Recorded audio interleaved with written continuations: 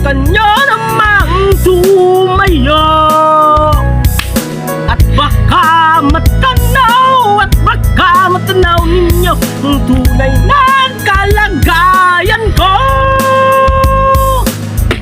Tao po, nandyan po ba kayo sa loob na ang malaking bahay at malawak na bakuran, mataas na pader, pinapaligiran at nakapilang mga mamahaling sasakyan, mga matay na laging bulong ng bulong, wala namang kasal pero marami ang nakaba.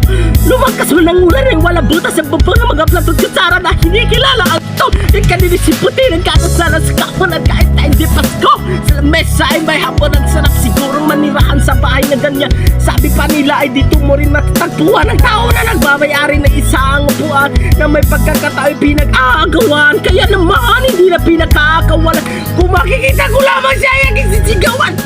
Kayo po na nakaupo, subukan nyo namang tumayo at baka matanaw ninyo ang tunay na kalagayan ko.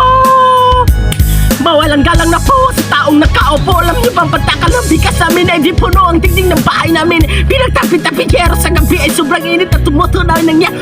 Nari kayang bilhin ng pangilagay sa inumin. Pinakulong tubig sa lumang takuring uling-uling. Gamit ang paggatong na ay nanog lamang sa estero. Nagsisilbi kusina sa bagay ang banyo. Ang aking inay na may kayaman ng isang kaldero. Nagagamit lang kapag ang aking amaan sumeldo pero kulang na kulang pare. Ulam na tuyong asin ang 50 pesos ang maghapoy pagkakasyahin.